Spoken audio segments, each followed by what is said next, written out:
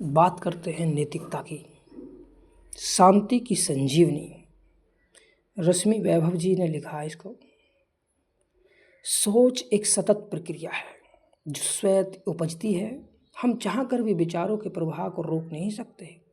सकारात्मक सोच हमें प्रबल बनाती है, जिससे न केवल हमारा मानसिक बल बढ़ता है बल्कि शारीरिक बल भी प्रबल होता है। विज्ञान कहता है कि हमारे भीतर जितने ज़्यादा सकारात्मक विचार होते हैं, हमारा शरीर भी उतना ही स्वस्थ रहता है।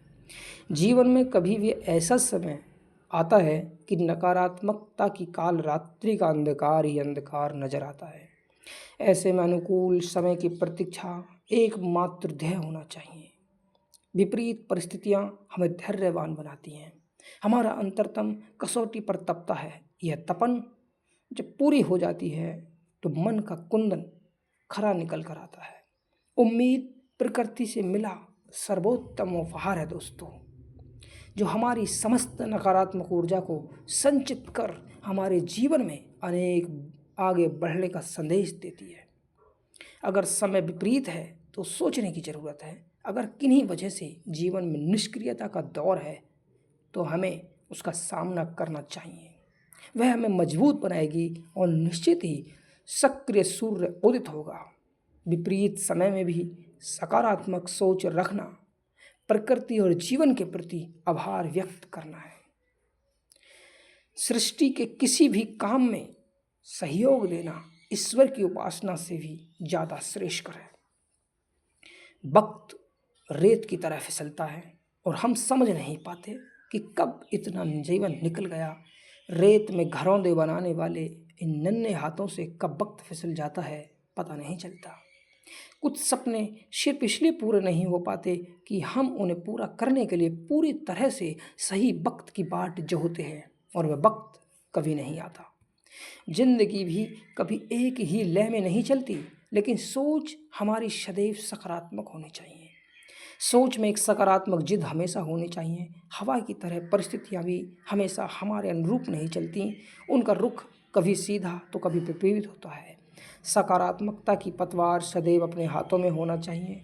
कभी जीवन का बहाव विपरीत हो तो सकारात्मक सोच के साथ हवा का रुख बदलने का इंतजार किए बिना मांझी वन जीवन नैया को आगे बढ़ाना चाहिए। अगर हम मन नहीं हारे तो दुनिया का कोई तूफान हमारे हौसले को नहीं तोड़ सकता। मन की हार अगर प्रभावी हो गई तो हम जीत कर भी हार जाएंगे।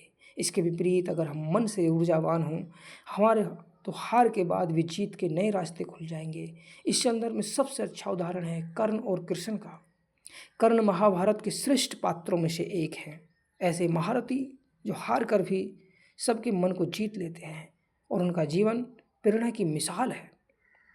कृष्ण ने जब देखा कि इस युद्ध में जीत के दो ही प्रबल दावेदार हैं, अर्जुन और कृष्ण, जो कि कर्ण विरोधी खेमे में हैं और जीत धर्म की होनी चाहिए, तो उन्होंने युद्ध के पहले ही कर्ण को उनके जन्म के बारे में बताकर उनका मनोबल कमजोर कर दिया। यही कृष्ण जी की कूटनीति थी। मनोबल से टूटा हुआ महारथी विजय नहीं पा सकता। कृष्ण अपने मनसूबे में कामयाब भी हुए। यूं कर्ण ने अपनी दोस्ती पूरी निभाई। महाभारत में भीष्म के अलावा भी कई किरदार हैं जो भिन्न भिन्न प्रतिज्ञाओं से बंधे हैं। कर्ण भी उनमें से एक है जो अपने मित्र का साथ देने के लिए बाध्य है और उनका साथ निभाया भी। लेकिन मनोबल के टूटे कर्ण अपने मित्र को जीत नहीं दिला सके। जीवन में कृष्ण जैसी रणनीति मन के लिए निर्धारित करना जरूरी है, तभी कोई दूसरा कृष्ण बनकर हमारे मनयोग को न तोड़ सके। कहा जाता है कि जब कोई बड़ा योद्धा बैठा हो तो सारथी खुद बन जाना चाहिए। जब कोई बड़ा योद्धा बैठा हो तो सारथी खुद बन जाना चाहिए। और ऐसे ही जब कोई नकारात्मक जीवन पहलू पर सामने आए तो अपने जुनून को हारने नहीं देना चाहिए। लक्ष्य निर्धारण से पूर्व स्वयं को पहचान की जरूरत है। अपनी रुचि और परिस्थिति अनुरूप ही हमें अपने जीवन का लक्ष्य निर्धारित करना चाहिए। सकारात्मक नजरिया जीवन को जीवन की बहाजय देता है और उसके लिए प्रयासरत रहना चाहिए। लेकिन यह ध्यान रखने की बात है कि लक्ष्य को पूरा करने के लिए क्रम में किसी पर अति महत्वाकांक्षा की धुन न सवार हो। दरअसल अति महत्वाकांक्षा सुकून छीन लेती है, जबकि जीवन में सुकून हासिल करने के लिए हम सपने तय करते हैं लेकिन जब वह हमारी ही किसी महत्वाकांक्षा की वजह से तकलीफदेह हो जाए तो हमें अपनी बेलगाम इच्छाओं को विराम देने पर विचार करना चाहिए। जीवन एक यात्रा है दोस्तों। इस यात्रा को की मंजिल व्यक्ति को खुद तय करनी है। ऐसे में सुनिश्चित करना भी हमारे ही हाथ में है कि यात्रा ऐसी हो कि हम राह न भटकें, मंजिल पालें।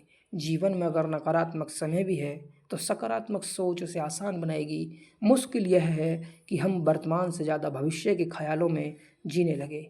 वही परेशानी की वजह है, क्योंकि हम अपने भविष्य के बारे में सोच तो सकते हैं लेकिन उसे 100% अपने मुताबिक सुनिश्चित नहीं बना सकते। इसलिए इसका एक अच्छा समाधान यह है कि अच्छी ऊर्जा के साथ वर्तमान का आनंद लिया जाए। चिंताएं हमारी अपनी सोच हैं, अपनी खोज हैं। ऐसे में जीवन में दृष्टा बनाना ही श्रेष्ठकर है। सिर्फ नज़रिया सकारात्मक हो तो जीवन विपरीत परिस्थितियों में भी अपना अनुकूल बनाया जा सकता है और यह उनका सामना आसानी से किया जा सकता है। अगर परिस्थिति सम हो तो आनंद लेने की ज़रूरत है, हालात विषम हैं तो अनुकूल समय आने का इंतजार करना चाहिए। शांति जीवन की संजीवनी है जिसे हम अपने अंदर ही अनुभव कर सकते हैं।